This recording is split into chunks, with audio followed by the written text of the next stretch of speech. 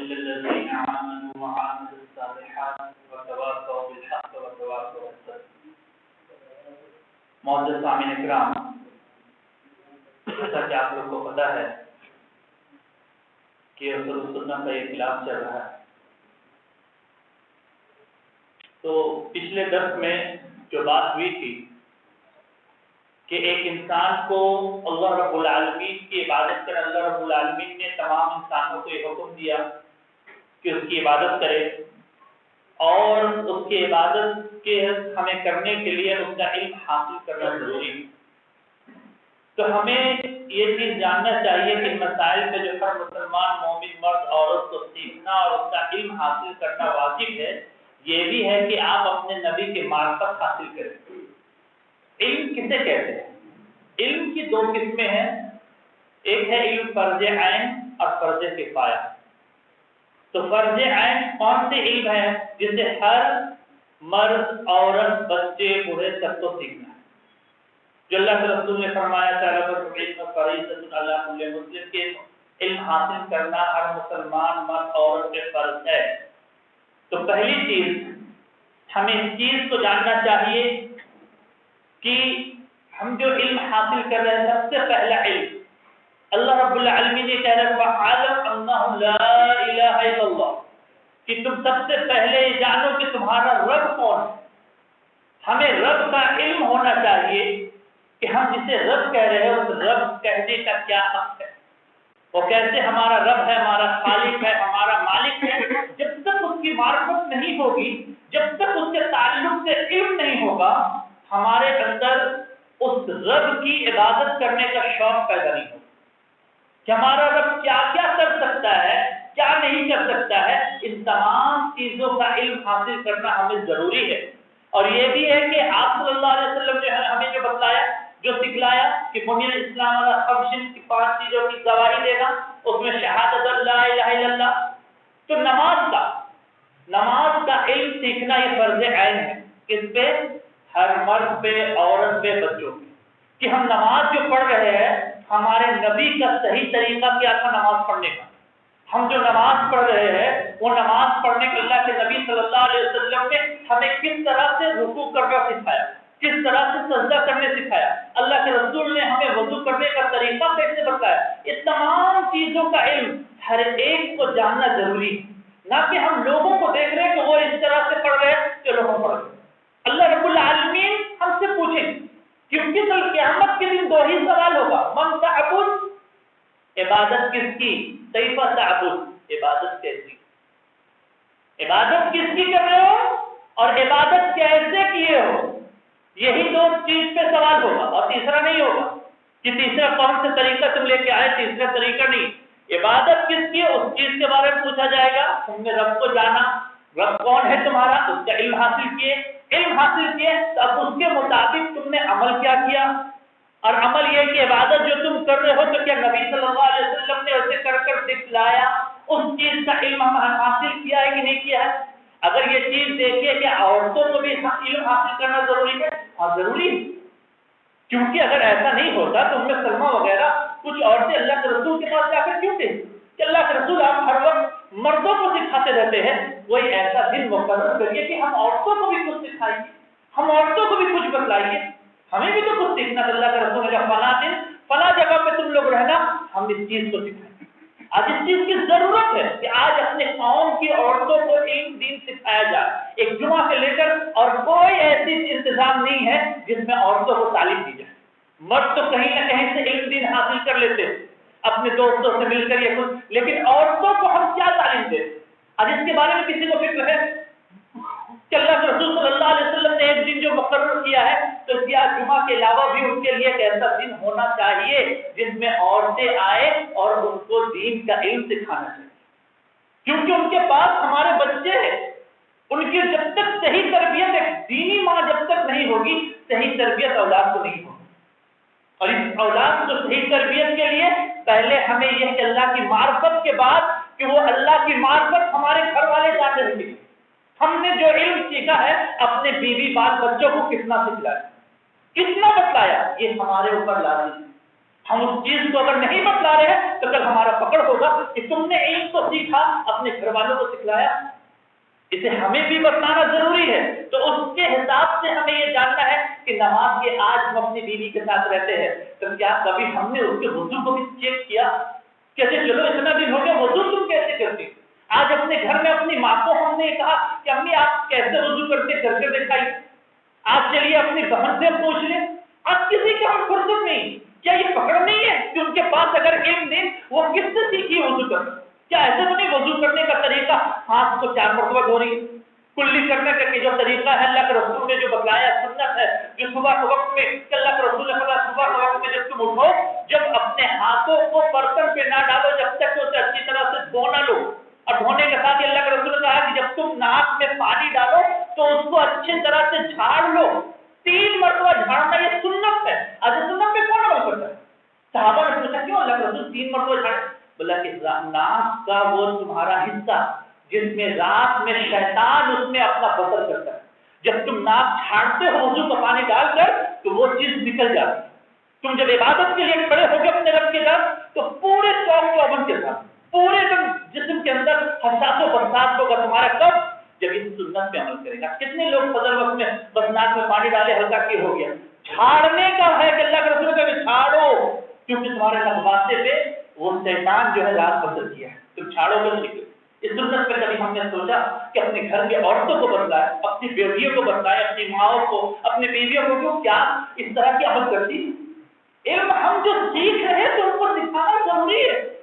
तो ये इल्म हमें ये देखना कि नमाज का वो किस तरह से नमाज पढ़ रही है, नमाज में उसके रुकू को चेक कर ले, नमाज उसके हजों को चेक कर ले। क्या सिर्फ हमारे लिए हम सोच रहे हैं अमल कर रहे हैं तो हम चले जाएंगे जन्नत? ये जन्नत जाने के लिए अल्लाह के रसूल सल्लल्लाहु अलैहि वसल्लम ने फरमाया कि अपने घर वालों पर तुम्हारी जिम्मेदारी है उसको पूरी तरह करो। तो हमारे ऊपर है कि हम जो नमाज का इल्म सीखे उन्हें भी सिखलाएं। इसी तरह हम रोजा रखना है तो रोजे में क्या चीज है उस चीज का इल्म हासिल करना फर्ज है। जो फर्ज हम पे किया गया ये इल्म फर्ज, यानी इल्म का सीखना हम पे फर्ज है। रोजे का इल्म, ज़कात का इल्म, किनको देना है, कितना देना है, कितना परसेंट निकालना है, इसका इल्म हासिल करना जरूरी है। इसी तरह हज करना है तो हज के क्या रुकन है, उम्रा करना क्या, तो इन चीजों को हमें जब तक नहीं सीखेंगे हम दूसरों से नहीं सीखेंगे। अब कितने लोग हैं जो उम्रा हज करने जाते हैं लेकिन सही से वो उनका ना उम्रा होता ना हज होता है। अरकान क्या है ये पता नहीं। तो इल्म जब तक हम नहीं सीखेंगे दूसरों को नहीं पता। तो इल्म सीखने की जुस्तजू होनी चाहिए और इल्म जो सिखा रहे हैं उनके अंदर ये चीज होनी चाहिए कि वो दाई के अंदर कि जब लोग सीखने आए तो उसको मरहबा करें, उनका मोस्ट वेलकम करे, उनका इस्तकबाल अल्लाह के रसूल करते थे, साहबा आते थे। और दाई के अंदर नरमी होनी चाहिए कि मूसा और हारून को जब अल्लाह के रसूल अल्लाह रब्बुल आलमीन ने तो भेजा जब फिरौन के पास तो क्या बोला, यानी कि नर्म गुफ्तगू करना। एक दाई की हैसियत से एक इंसान को जो दाई जो इल्म दीन सिखा रहा उसके अंदर नरमी होनी चाहिए, नर्म गुफ्तगू उसका एक अंदाज होना चाहिए। तो इस तरह से हम इल्म हासिल करें और इल्म हासिल करने का इल्म में जैसे फर्ज इन तमाम चीजें का फराज। अब मान लिया किसी को तहज्जुद पढ़ने का तरीका नहीं पता तो अगर वो तहज्जुद नहीं पढ़ता तो गुनहगार नहीं होगा क्योंकि नफिल। इसी तरह जनाजा जनाजा में जाना फर्ज ऐन है, यानी फर्ज किफाया, फर्ज ऐन नहीं। यानी कि कुछ लोग चले गए तो काफी हो गया सबके सब। ऐसा है ना कि मस्जिद अनाउंसमेंट होता है पूरी की पूरी मस्जिद उठकर नहीं जाती, कुछ 10-50 लोग चले गए, 100 लोग चले गए बस। तो ये क्या है, फर्ज किफाया है।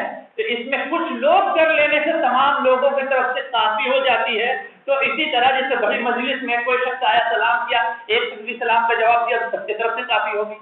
तो कुछ फर्ज ऐन है, कुछ फर्ज किफाया। तो फर्ज ऐन हमें भी सीखना है और अपने जानने वालों को भी सिखाना है। तो तब जब उस चीज की तड़प होगी तब, क्योंकि पहली चीज कि आपने जो इल्म हासिल किया, जो क़यामत कब्र में जो पूछा जाएगा तो सबसे पहला चीज यही पूछा जाएगा कि तुम्हारा रब जो है तुमने कैसे जाना।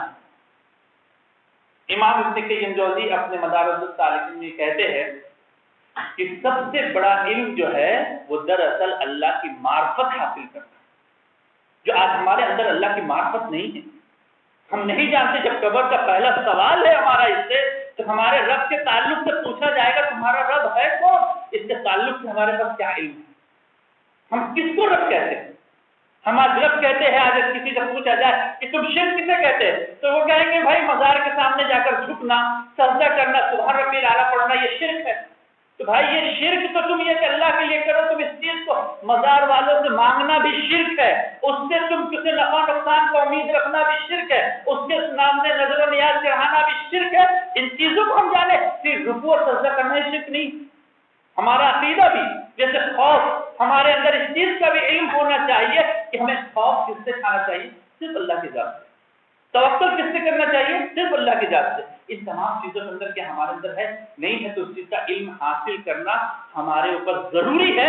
جب تک ہم یہ علم حاصل نہیں کریں گے، وہ اس پر عمل نہیں کریں گے، تو ہم دوسروں کو دین کی دعوت کیسے دیں گے؟ دوسروں کو دین کی دعوت دینے کے لیے ہم پر واجب ہے کہ ہم اس کے پہلے علم حاصل کرے، اور وہ بھی علم اس سے جس کے پاس علماء سے علم حاصل کرے، نہ کہ خود پڑھ کر کیا صحیح ہے کیا غلط ہمیں پتہ نہیں تو ہم کیسے دوسروں کو سکھائیں گے۔ تو اس کے لیے ہمیں کہ اس میں عمل جو پیرا جو ہم ہوں گے، تو عمل پیرا ہونے کے لیے کہ اس کے لیے ہمیں صحیح علم ہو لہٰذا ہر مسلمان پہ ضروری ہے کہ اللہ تعالیٰ کی طرف سے حسب طاقت علم حاصل کرے، اور وہ علم کی دعوت دے، جیسا علم حاصل کرے اسی حساب سے اس کی دعوت دے۔ کیا صحابہ اکرام حضرت عمر فاروق وغیرہ کا اگر عمل دیکھیے کہ حضرت عمر فاروق وغیرہ اللہ کے رسول کے مجلس میں اگر نہیں آتے تو اپنے دوسرے ساتھی کہتے کہ تم اس میں جا کر حاضر ہو جانا، اب تم جو آج بات سیکھنا ہمیں کل بتانا، کل جو ہم حاضر ہوں گے۔ یعنی ایک ایک دن کا الٹرنیٹ وہ لوگ باری باندھے ہوئے تھے اللہ کے رسول کے پاس۔ یہ شوق آج ہمارے پاس ہے کہ آج دین کا علم جو سکھایا جا رہا ہے ہم کتنے اس کو سیکھ رہے ہیں، اور کتنا یہ شوق آج ہمارے اندر ہے کہ آج کوئی درس ہو رہا ہے تو اس درس میں ہم بیٹھے کوئی ایسی چیز ہمیں سننے کو مل جائے جس کا علم ہمیں نہیں دوسرے اپنے ساتھی کو سکھائے۔ یہ جذبہ ہمارے اندر ختم ہو گیا، جس کے نتیجے میں جب تک کہ اس چیز کا علم ہمیں حاصل نہیں ہوگا، آج اس چیز کا بھی علم حاصل کرنا ہے کہ ہم جو کما رہے ہیں وہ حلال ہے کہ حرام۔ حلال اور حرام چیزوں کا کمانا، یعنی اس حرام سے کون چیزیں منع ہے، حلال کون کون سی چیزیں ہیں، اس چیز کا بھی علم حاصل کرنا ہم سے فرض ہے، کیونکہ ہمارے عبادت کا دار و مدار اسی رزق پہ ہے۔ حضرت عمر فاروق کیوں کہتے تھے جس سے تجارت کا علم نہیں ہے وہ ہمارے بازار پہ نہ بیٹھے، یعنی تم کون سی چیز لے رہے ہو، کس طریقے سے لے رہے ہو، کس طریقے سے بیچ رہے ہو، تمہیں اس چیز کا علم ہونا چاہیے۔ اب تجارت کے اصول ہمیں پتہ ہی نہیں کہ ہم کس طرح بزنس کریں، اللہ کے رسول نے ہمیں کیا سکھلایا، وہ چیز کا علم نہیں۔ آج لوگوں کو ہم دھوکہ دے رہے ہیں، سوچ رہے کہ تجارت ہے تو پیسہ لینا کیا حلال ہے ہمارے لیے حرام ہے؟ اگر ہم بول کے دے رہے کہ اس میں پورا صحیح چیز ہے اور اس میں کچھ ملاوٹ ہے تو ظاہر سی بات ہے وہ چیز غلط ہے، تو غلط ہے، تو اس کے بارے میں حلال اور حرام کا علم حاصل کرنا بھی ہم پر فرض ہے۔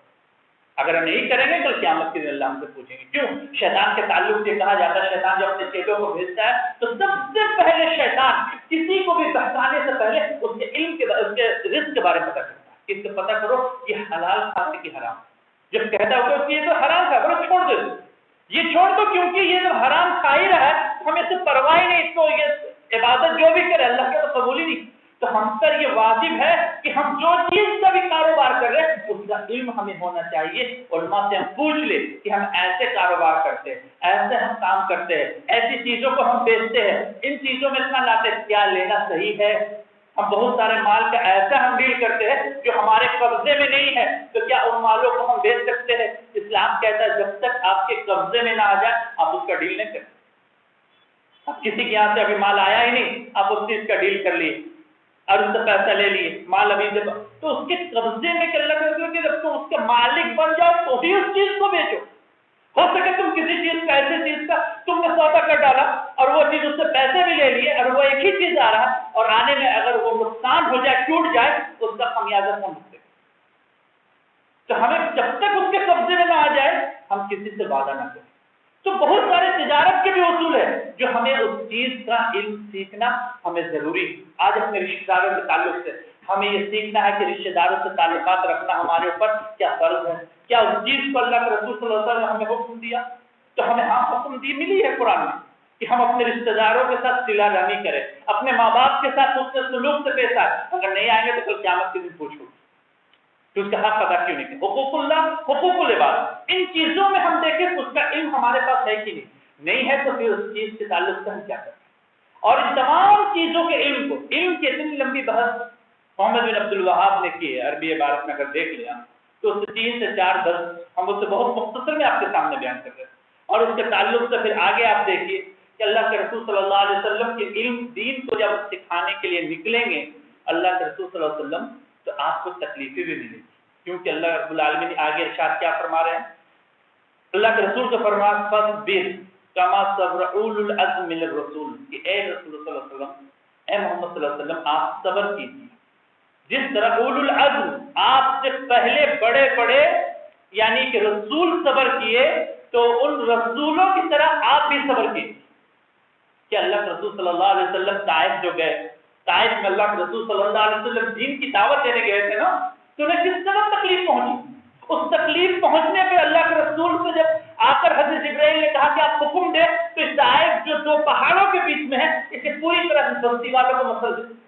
اللہ کے رسول نے کیا کہا کہ نہیں، یہ نہیں سمجھ رہے ان کے آنے والی نسل اس پر ایمان لے کر آئے، تو یہ مصیبتیں جو ہم پہ آئی ہے، تو یہ بتانا مقصود ہے کہ پہلے اللہ کے رسول کو یہ صبر دیا جا رہا ہے، کہا جا رہا ہے کہ جو آپ جو صبر کر رہے ہیں صرف آپ صبر نہیں کرے اس مصیبت پہ، اس سے پہلے جتنے بھی انبیاء کرام آئے ان کے قوم والوں نے ان پر اسی طرح ظلم کیا، تو انہوں نے اس پر صبر کیا، کیونکہ آپ اللہ کے دین کی دعوت کو پہنچا رہے ہیں تو اس پہ آپ کو صبر ضروری ہے، لازم ہے، اس پہ آپ کو صبر۔ آپ کسی کو اپنے گھر پہ اپنے بیوی کو کوئی بات اگر بتلا رہے ہیں اپنے گھر والوں کو، تو ہو سکے وہ پہلی بار میں نہ مانے، تو آپ وہاں پہ بزدل نہ ہو جائے، ہاتھ نہ اٹھانے لگے، بلکہ اس کے لیے صبر کریے، اس چیز کو لیے اسے سمجھائیے، کوشش کریے۔ اور ایک دائی کی صفت بتائی کہ اللہ کے رسول صلی اللہ علیہ وسلم نے جس طرح دعا کی، آج کون عالم اپنے یعنی کہ عوام کے لیے دعا کرتے کہ اللہ جو بات ہم کہہ رہے ہیں اے اللہ ان لوگوں کو اس کو سمجھنے کی تو توفیق دے، اے اللہ ان کے دلوں میں میری بات کو اتار دے۔ اللہ کے رسول یہ دعا کرتے تھے۔ ایک عالم کی یہ صفت ہونی چاہیے، سلف صالحین کا یہ عمل تھا کہ جیسے حضرت ابن عباس وغیرہ کا یہ عمل آتا ہے کہ وہ اپنے شاگردوں کے پاس جانے سے پہلے جب شاگرد بیٹھے ہوئے ہیں علم سیکھنے کے لیے، تو اندر جانے سے پہلے دروازے پہ کھڑے ہو کر دعا کرتے تھے کہ اے اللہ جو لوگ مجھ سے علم دین سیکھنے آئے، اے اللہ مجھ سے بھی بڑا عالم بنا، اے اللہ مجھ سے بھی زیادہ علم دین کو سیکھنے والا بنا، تاکہ تیرے دین کو یہ اور آگے پھیلائے۔ آج تو بات یہ ہوتی ہے کہ ہم بڑے عالم ہیں تو سب سے اچھے ہماری بات ہونی چاہیے، دوسرے لوگ ہم سے آگے نہ نکلنا چاہیے۔ سب کا یہ طریقہ تھا کہ اپنے سے چھوٹوں کو اگر وہ کہتے دعا دیتے تھے کہ تم مجھ سے بھی بڑے بن جاؤ۔ جب تک یہ جذبہ نہیں ہوگا، کیونکہ حسن بصری سے پوچھا گیا کہ اخلاص کسے کہتے ہیں، اخلاص کسے کہتے ہیں، تو انہوں نے کہا کہ اخلاص اسے کہتے ہیں کہ جو کام تم دین کے لیے کرنے جا رہے ہو، اللہ کی رضا کے لیے، کوئی اور کام اگر اس چیز کو کر رہا ہے تو تمہارے اندر خوشی پیدا ہونی چاہیے، نہ کہ ایک جلن اور حسد ہونی چاہیے یہ کیوں اس چیز کو اتنا اچھا کر رہا ہے، یہ کیوں اس چیز کو بڑھا رہا ہے۔ اخلاص یہی ہے کہ جو کام آپ کرنا چاہ رہے ہیں وہی کام کوئی دوسرا کرے تو آپ کے دل میں خوشی ہونی چاہیے، کیونکہ یہاں پر معاملہ کس کے لیے، اللہ کے لیے ہم کام کر رہے ہیں۔ تو یہی چیز ہمارے اندر بھی ہونی چاہیے کہ سلف کا یہ طریقہ تھا کہ تمام کے لیے پہلے دعا کرتے کہ اللہ جو چیز ہم کہہ رہے ہیں اللہ ہمیں وہ توفیق دے کہ جو بات کہیں لوگوں کو سمجھ۔ آج یہ چیز طریقہ ختم ہو گیا، سلف صالحین کے طریقے کو جب تک نہیں پڑھیں گے صحابہ، تابعی، تبع تابعی، ائمہ اعظام کے، جب تک زندگی ان کے حالات کو نہیں پڑھیں گے، دعوت دین دینے کا نہ ہمیں طریقہ پتہ ہوگا، نہ کس طرح سے اللہ کے رسول کی دعوت تھی ہمیں سمجھ میں نہیں آئے۔ اس کو سمجھنے کے لیے پہلے ان کے طریقے کو سمجھنا ہوگا، سیرت کو پڑھنا ہوگا، جو آج ہمارے اندر نہیں۔ یہ صبر جو کرنے کہنے کے لیے کہا جا رہا ہے، یہ ان کے تعلق سے بتایا جا رہا ہے کہ آپ بھی پچھلے کے لوگوں کی طرح چلے آ رہے ہیں، اسی طرح آپ بھی صبر کریں۔ تو ہم جو صبر کر رہے ہیں تو ہمارے اندر اس چیز کا جذبہ، اگر ہم کسی کو کوئی بات کہے، کوئی 2 وقت کہہ دے، 2 الفاظ کہہ دے، تو ہمیں خاموشی سے سننا ہے۔ اگر ہمیں برا بھلا کہہ دے کہ آپ تو یہ نہیں کہتے، تو ہمیں اس میں تم کون ہو تو ہمیں بولنے والے، ہم پہنچ جاتے نہیں۔ اگر ہو سکے، ایک مرتبہ ابن عباس کا تعلق سے آتا ہے کہ وہ اتنے بڑے مفسر قرآن تھے، قرآن کے جاننے والے، ایک شخص آ کر ان سے پوچھ دیا کہ اچھے بتائیے آپ اتنے بڑے مفسر قرآن ہیں، چینٹی کا منہ آگے ہوتا ہے کہ پیچھے ہوتا ہے؟ سورہ نمل کی وہ تفسیر کر رہے تھے، تو جب یہ کہہ دیے تو ابن عباس نے کہا کہ مجھے تو نہیں پتا کس چیز کا کہ وہ کہاں ہوتا ہے. یہ چیز انہیں پتا نہیں تھی کہ نہیں بتلا پائے. وہ گھر جا کر اتنا روئے کہ بتلاتے اپنے ساتھیوں کی کہ میں روتے روتے میری آنکھیں پھول گئی تھی کہ اللہ اس چیز کا میرے پاس علم نہیں ہے. ایک چھوٹی سی علم قرآن کا مفسر قرآن کہا جاتا ہوں اور اللہ میرے پاس اس چیز کا علم نہیں ہے کہ چیٹی کبھی آگے ہوتا ہے کہ پیچھے. سوچئے کتنی چھوٹی سی بات ہے کہ ہمارا آپ کو مجھے نہیں پتا ہے, ہو سکتا آگے ہوگا, ہم ترنت جواب دیتے. لیکن دیکھیے ان کو نہیں پتا تھا, انہوں نے کہا کہ مجھے نہیں پتا اور رونے لگے اس چیز کا کہ اللہ مجھے علم نہیں ہے. فوراً اللہ سے انہوں نے دعا کی کہ اللہ مجھے علم دے, میں مفسر قرآن کہا جاتا ہوں لیکن میرے پاس نہیں. تو ہر عالم کو چاہیے کہ جو دین کا علم سکھا رہا ہے اس کے اندر اس چیز کا بھی جذبہ ہونا چاہیے, اللہ میرے میں بہت ناقص علم ہوں.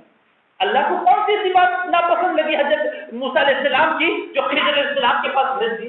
کسی اپنے قوم کو خطاب کر رہے تھے نا موسیٰ علیہ السلام, تو ایک شخص نے اٹھ کر مجھے موسیٰ سب سے زیادہ جاننے والا کون ہے؟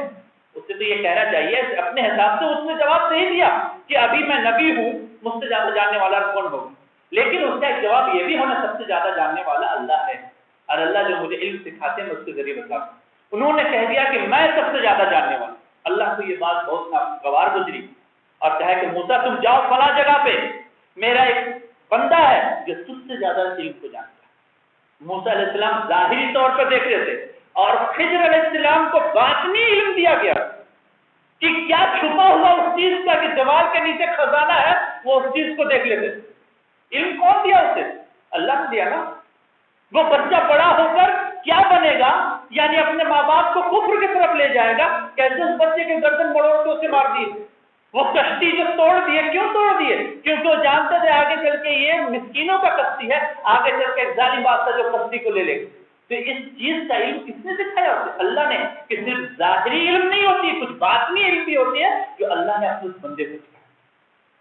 تو یہ عالم کے اندر یہ ہونا چاہیے, جتنا بھی سیکھا جائے اسے اس چیز کا احساس ہونا چاہیے کہ ابھی میں بہت کم سیکھا.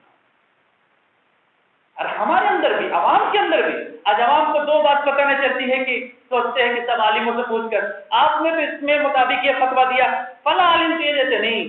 عالموں کو جذب کریے کہ کس کا کتنا ہے. آپ وہ اس کے پاس جو علم ہے اس کے مطابق انہوں نے آپ کو سوال کا جواب دیا, لیکن آپ دوسروں سے اس کے بارے میں جذب کریے کہ کون اچھا دینے والا ہے. جس کے پاس جیسا علم ہے وہ ایسا بدزن کسی سے نہ ہوئی. آپ اس کو کہیے کہ ہاں, آج عالموں کو بھی چاہیے کہ دعا کرے اور عوام کو بھی چاہیے کہ اے اللہ سے سکھانے والے ہمیں دے کہ جو صحیح دین کا علم ان سے حاصل کرے. اے اللہ, کیونکہ جو ابن عباس کے کچھ شاگرد تھے وہ اپنے استاد کے لیے کیا دعا کرتے تھے؟ ابن عباس کے لیے. مجاہد وغیرہ جنہوں نے ابن عباس رضی اللہ تعالیٰ عنہ سے ایک ایک ورڈ قرآن کر کے, جیسے ابن تیمیہ ابن قیم جوزی کرتے ہیں کہ جب مجاہد کی تفسیر آ جائے تمہیں کسی بات میں تو اسے مان لو, کیونکہ مجاہد یہ کہتے ہیں کہ میں نے عبداللہ ابن عباس سے قرآن کی ایک ایک آیت کی تفسیر 3 مرتبہ پڑھا. تو وہ کہتے ہیں کہ ہم جب آتے تھے ابن عباس کے پاس سیکھنے کے لیے تو ہم یہ دعا کرتے تھے کہ اے اللہ, یہ میرے استاد جو ہے یہ بھی انسان ہے, ان سے کوئی ان کی ایسی خطا, ایسا عیب مجھے نہ دکھا دینا جو اس کی عزت میری نظروں سے گر جائے. اے اللہ, ان کے عیبوں پہ پردہ پوشی کر دے. یہ علم کی مجلس ہے. آج ہم کس عالم کے لیے دعا کیے؟ اب دل پہ ہاتھ رکھ کر بولے کہ اللہ وہ بھی انسان ہے, اس سے بھی کچھ غلطی ہو گئی ہے, اللہ ان سے بھی ان کے عیبوں پہ پردہ رکھنا تاکہ ان کی باتوں کو سیکھنے میں ان کے عیب ہمارے سامنے نہ آ جائے, جس کی وجہ سے ان کی بات ماننے میں ہمارے دل میں کچھ تردد محسوس ہو. یہ طریقہ ہے سلف کا, یہ ان کے شاگردوں کا کہ وہ کس طرح سے ایک استاد کی عزت کرتے تھے اور کس طرح استاد اپنے شاگردوں کی عزت کرتے تھے. یہ علم کی مجلس جب تک اس کا قدر نہیں سمجھیے گا, جب تک اس کے مطابق عمل نہیں کریے گا, اب سیکھنے کا جذبہ نہیں, آپ لاکھ ایسی مجلسوں میں بیٹھ جائیں, اب دین کا علم نہیں سیکھیں. سیکھنے کے لیے آپ کو نرم ہونا پڑے گا اور یہ سمجھنا ہوگا کہ جو چیز ہم سیکھ رہے جان رہے ہیں اللہ رب العالمین جب تک اس کی توفیق ہمیں نہ دے گی ہم اس کے علم نہ. تو ہم آپ کو بتلا رہے ہیں, تو ہم یہ پڑھ کر آئے, ہم یہ چیز کر آئے, تو آپ کو بتلا رہے ہیں تو آپ اس چیز کو سیکھیے اور یہ دعا کر کے آئیے. ہم آپ کے لیے دعا کریں کہ اللہ جو لوگ بھی سیکھ رہے ہیں اللہ بہتر عمل کرنے کی توفیق دے. اب ہمارے لیے دعا کرے کہ اللہ ان کے علم میں اور اضافہ دے، ریاکاری سے بچا. یہ ایک طریقہ ہوتا ہے جو آج ہمارے اندر سے ختم ہو گیا، جس کی وجہ سے آج ہماری زبانوں پہ تاثیر نہیں ہے کہ بات کرتے ہیں تو لوگوں کے اندر وہ جذبہ نہیں ہے. کیوں نہیں جذبہ ہے؟ کیونکہ آج ہمارے اندر انا آ گیا، تکبر آ گئی، گھمنڈ آ گیا، میں سب سے زیادہ. کیا کہا تھا عیسیٰ، یہ کیا کہا تھا یہ ابلیس نے؟ انا خیر منہا، کہ میں اس سے بہتر ہوں. تو ہمیں کسی سے بہتر نہیں، اللہ ہمیں اس سے بہتر، ہمیں کمی رکھ لیکن ہمیں بہتر علم سکھا. تو یہ چیز ہے کہ ہم اپنے علم کے ذریعے سے ہم دین کا علم حاصل کریں اور عمل پیرا ہو. تب تک ہم دین کا علم نہیں سیکھیں گے جب تک اس کے اسباب و آداب ہمیں پتہ نہ. مجلس کے ایک عالم سے سیکھنے کے بعد کرنے کا ادب و آداب نہ. امام شافعی کے پاس، امام شافعی جب امام مالک کے پاس بیٹھتے تھے سیکھنے کے لیے تو پڑھنا بھی پلٹتے تھے تو بہت آہستہ سے پلٹتے تھے. کہیں کہ امام مالک اگر وہ مطالعے میں مشغول ہے تو پڑھنے کی پلٹنے کی آواز سے ان کے مطالعے میں خلل پیدا ہو. اللہ کیا جذبہ تھا، یہ جذبہ ہے. آپ لوگ بھی طالب علم ہیں، اپنے استاد کی کیا قدر، جب تک قدر نہیں کریں گے علم نہیں آئے. جس سے علم حاصل کرے اس کی عزت کریے تب آپ کو علم آئے گا، نہیں تو علم نہیں ہے. علم سیکھنا تو ہمیں چاہیے کہ علم دین کو ہم سیکھ رہے اس کا اللہ سے دعا کرے کہ اللہ کو جو سیکھ رہے اس پہ عمل کرنے کی توفیق دے، تب جا کر ہم کامیاب ہوں گے. آخر میں اللہ رب العالمین سے دعا ہے کہ اللہ رب العالمین ہم تمام لوگوں کے اللہ کے صراط مستقیم پہ چلنے کی توفیق عطا فرما. ہم تمام لوگوں کے گناہوں کو بخش دے اللہ. اللہ جو لوگ بھی سیکھ رہے اللہ اسے صحیح دین کی سمجھ عطا فرما اللہ. اللہ ان کے اندر سے ہر طرح کی جہالت کو دور فرما دے اللہ. اللہ ہمیں بھی اچھے سے سکھانے کی توفیق عطا فرما اللہ، اور دین کی صحیح سمجھ عطا فرما اللہ. آمین. وآخر دعوانا الحمدللہ رب العالمین. سوال پوچھ سکتے ہیں؟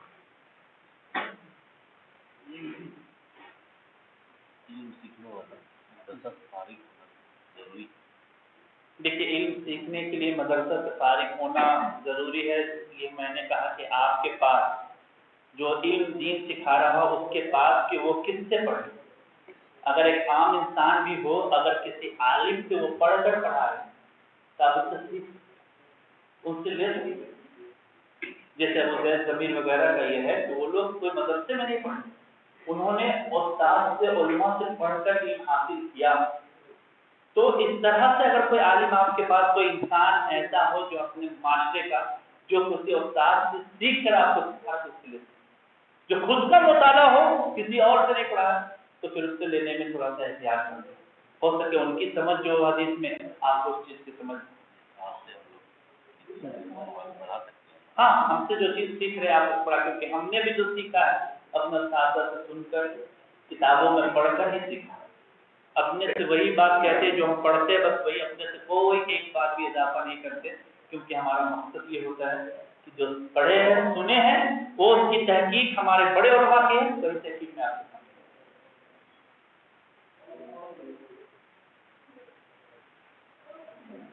اور کوئی سوال پوچھ سکتے ہیں.